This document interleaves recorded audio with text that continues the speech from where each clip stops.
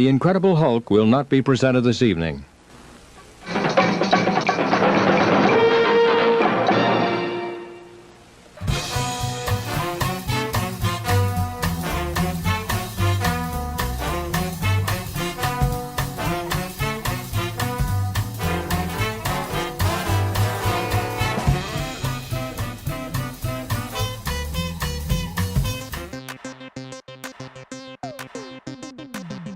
Hey baby, how is your car run?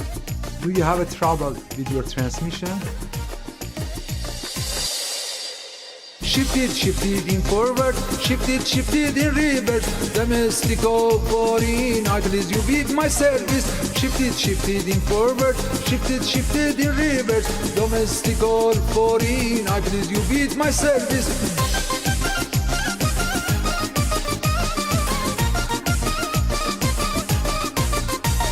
Shift it in forward, shift it in reverse. Domestic or foreign, I please you with my service.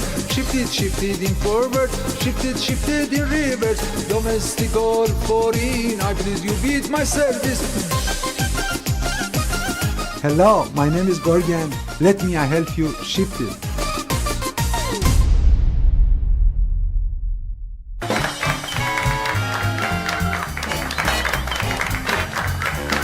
There you are. Hey, welcome back. Scary. The pig is okay. Don't worry about it. He's fine. And the bacon's delicious. Lee is here to tell you where we are and what's going on and who we are and all that stuff. Well, we're in Fort Wayne, Indiana, Tony, our home base. We've got a lovely audience, about 250-ish Lovely audience. people. Lovely audience. Yep. They've been very cooperative with most of the security issues and the smoke and the fire possible. Yeah. But so we're happy to have them, and I did notice we have several of our former students are in the audience. Wow, okay. There was one back there, I don't know if it was Machete or what it was, but Oh, wow. he wants to see you after the Okay. Nope. show.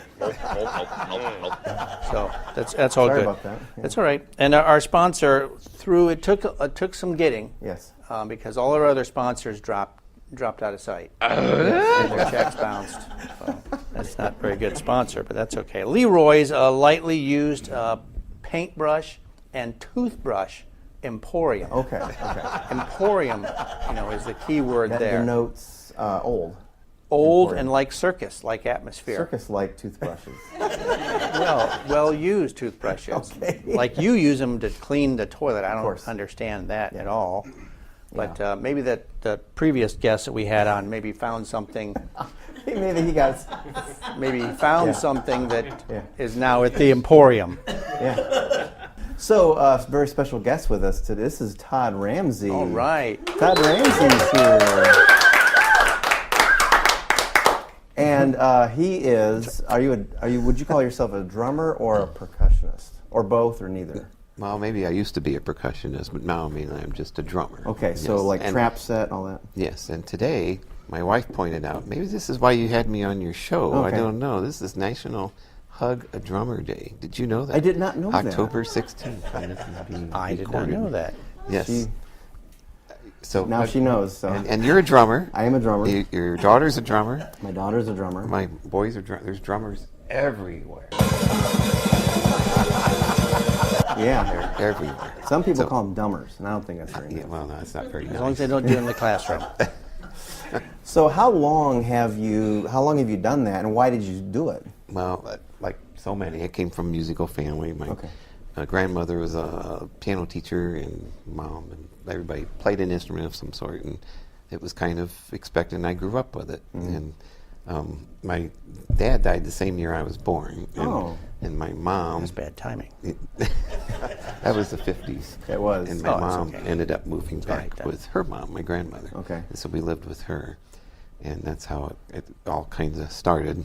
And she really wanted me to play piano. That was a big disappointment. Now I want you to practice and practice and practice until you are perfect.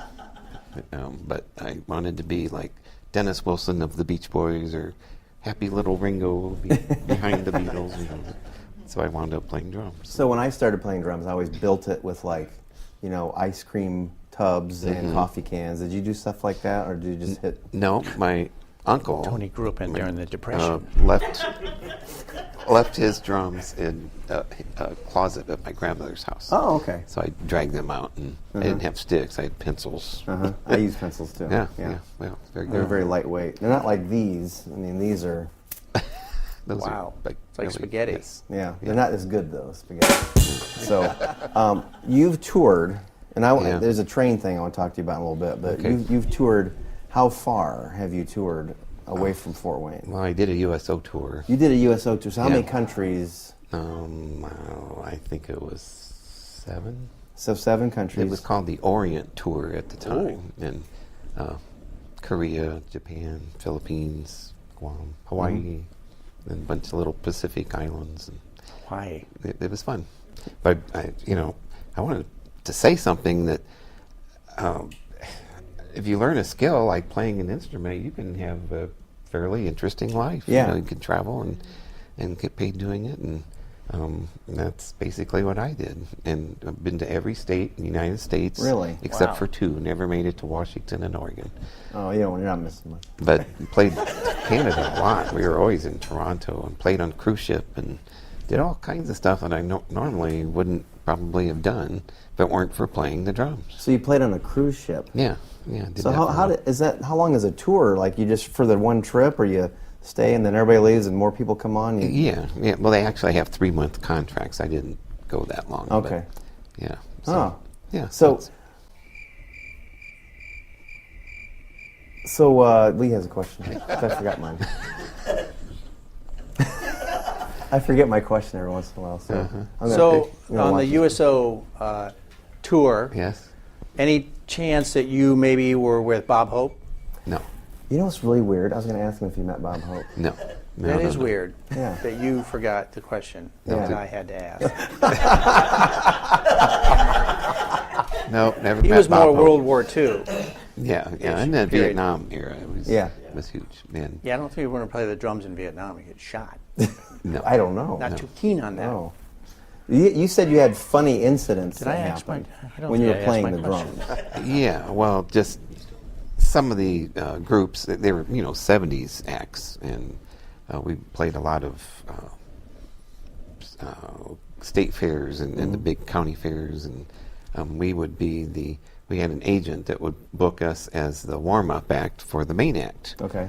This band that I was with out of Columbus, Ohio, called Sunshine Express. Sunshine Express. How's that for a 70s name? Nice. And well, there was a teenage idol by the name of Leif Garrett. Leif Garrett. Do you remember that name? Yes, he was on Yes. ships once. Wasn't he a Viking? Well, it was a different one. Leif Erikson. He was probably related to Leif Erikson. They were on the ship together. Yeah. Maybe. The Leafs. Anyway, there's all these. I'd never heard anything like it. All these screaming, 12 to 17-year-old Yeah. girls. I was just amazed, and we terrible. played 2 shows with him. It was like 10,000 girls each show, and halfway through our show, they started chanting, "We want Leif." And we're looking at each other. We got a contract. We were supposed to play 20 minutes, and what do we do? What do we do? And we played our 20 minutes, and it was a little embarrassing. But it happened both shows. About halfway through, we played about 10 minutes, and we want Leif. So that was a little embarrassing. I don't think it's embarrassing to get upstaged by Leif Garrett. I mean, who can say that? I want to dance with you and this. But he was, I think, 17 at the time. I Yeah. was like 21, so he had all these fans, and it was just amazing.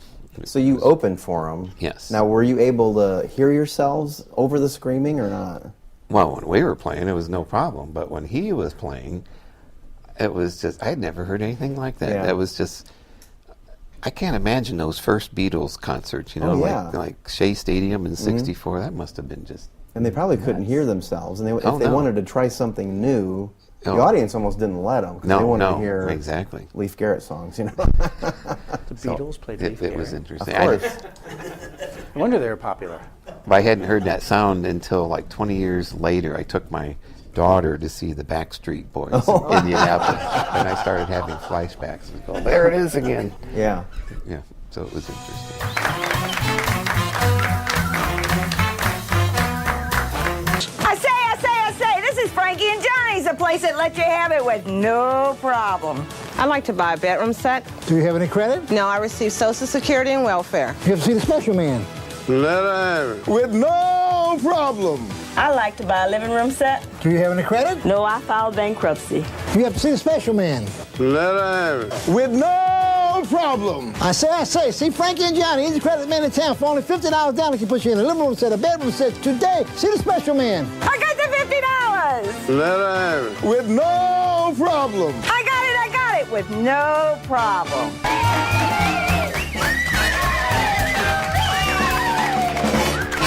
Yeah, the first year of our marriage, I was gone about 8 months, and the second year I cut it down to 6 months, but I could see the writing on the wall. Oh, yeah. I had to get a real job. Yeah, that's hard. Yeah. Yeah. I was playing on a cruise ship at the time we were married, and that my wife says that's when she began to realize how cheap her new husband is. Took her on a cruise ship, a gig, and considered it to be our honeymoon. Well, at least, it was your honeymoon. Congratulations. Yeah. So she was able to come along Yeah. sometimes. Was it just that one time, or did she come along? It was like just most that of one the time. Okay. Yeah. So. Yeah. But Never again. Never. yeah, she's put up with me. So you're playing now on a train, I hear. Yes. So yeah. how? It's not because I don't know why I envisioned you sitting on like a caboose of a train, playing your drum stuff with a band, and it's not moving. No. That's not right. No. So how's that work? We're walking down the aisleways of the cars while it is moving, so we're going back and forth, and it's a little trio, and we just play train songs and 40s music because that's when train travel was at its peak, and tell goofy jokes and we just have a good time. So it's like a stage show, like in between aisles. Kinda, yeah. Oh, that's interesting. Yeah. So how far does this go? Well, most of them start out in Angola, Pleasant Lake, and go up to Hillsdale, Michigan, and then there's a layover, and then it comes back, and it takes pretty much all day. Yeah, and people really enjoy it. A lot of the tours sell out. You said they sell out really quickly. Yes, right? yes they do. Yeah. Because how many seats does that accommodate? Oh gosh, I'm not even sure. Do you do stupid question? Do you do like multiple train cars or just one when you play? There's 8 train cars. Just So played it last weekend. But you go through all of the cars and play, and then go back and then a couple times. Yes. Okay. Yeah, and come back. So yeah, after you get home, do you have like? You well, feel like you're gonna. You've heard of sea legs? Yeah. Yeah, it's the same thing, only they call it train legs. Train legs. In fact, I woke up this morning because I played it all weekend, and I was doing this, walking down the hallway. So are you over it yet? Yes. Okay, that's good. That's good. So there's a website for that, right? Yeah, Indiana Rail Experience. Indiana Rail Experience, and that's where Yes. people can get tickets, or Yeah, you can if there's book any your- left, right? Yeah. Indiana Rail Experience. You see that on the desk? It's right there in post production, right there. There it is. Indiana Rail Experience, it's right next to the washboard there. And Yeah. so you play this washboard. Yeah. On there. All those drum lessons and practicing drum set, and it's come down to a washboard. But people love it. But at It's least your just clothes nuts. are clean, right? For the most part. Yeah, I wash them and no starch. No starch, of course. Yeah. But you've been on a cruise, you've been on a train. Have you ever like, airplanes or hang gliders or anything like that? But I have lots of wedding reception stories. I played wedding receptions in bands around Fort Wayne for a long time. So there's been some nutty things. Yeah. Well, okay. Do you have anything in your head as the one thing that's happened at a? Well, there's so many, but there was this big wedding at the Grand Wayne Center. Grand Wayne was relatively new. This was in the 80s. There was a big sit-down dinner for like 500 guests or something. And, yeah. Wow. The parents of the bride just spent a fortune on this wedding. And her sorority sisters were feeding her drinks, and she got really rather inebriated. Yes. She wouldn't come out of the bathroom, and she kept saying over and over, "But I don't want to be married." And it was awful. We were felt really bad for her, but the wedding planner was just going crazy. Come on, you got to do this, you got to do that, you got to cut the cake, you got to throw the bouquet, and she could barely stand up. Poor gal. Wow. It was a little embarrassing. I felt bad for her. Yeah. Felt Felt bad bad for for the the parents. Yeah. Yeah. So can you come up with a wedding song that'd be really inappropriate for a wedding? Married. Like I'm thinking all my exes live in Texas. Well, that's a good one. Yeah. Can you think of one? A really bad wedding song? Come on, Woody. Song that you shouldn't play. Another one bites the dust. That'd be a good That one. one. Highway to Hell. Oh.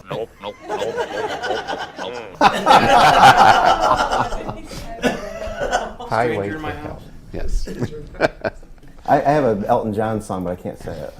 Yeah, something about somebody's back or something. Anyway, so anyway, well, thanks for coming. I appreciate that we were able to get you because you were booked out for so many months that we were able to snatch you. For one night. I'm glad. So every interview we do a challenge, right? And so the last challenge was different than what we're going to do. We're going to do a little dumb duo, a drum duo.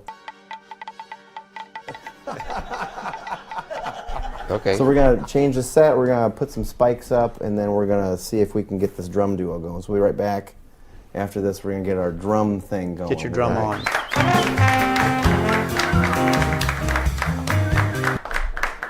Okay. Hey, everybody, welcome back. We're here live. Hey, the studio audience is here. Todd Ramsey and us are going to do it, and us, and I, and me, and we are going to do. I've never taken English before, so I'm new at it. It's your native language. We're going to do. This is our challenge. Our challenge is we're going to do a little dueling banjos thing on the drummy things here, and then Lee's going to tell us who won. Okay. Now, do you want to start it like you did last time over the commercial break? I think you should increase your tempo progressively. You know, Mr. Drummer.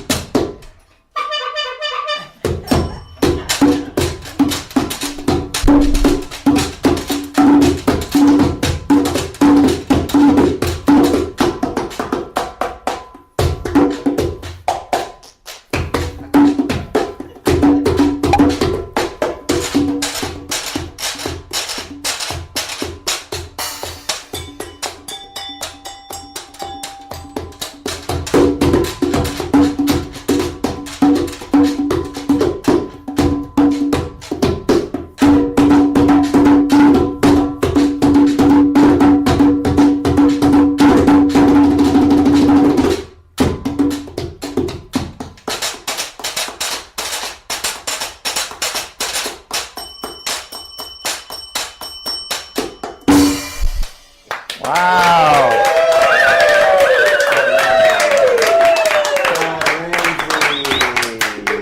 All right. I think we need more cowbell.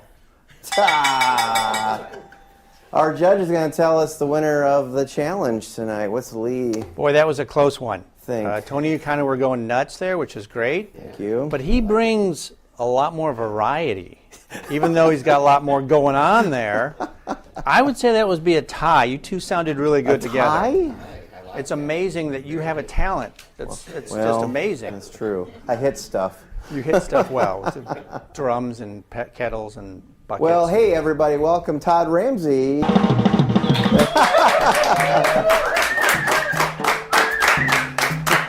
We'll be right back after this, everybody. Thank you. I think the buffet is almost over. Never had one lesson. One lesson. Thanks, everybody.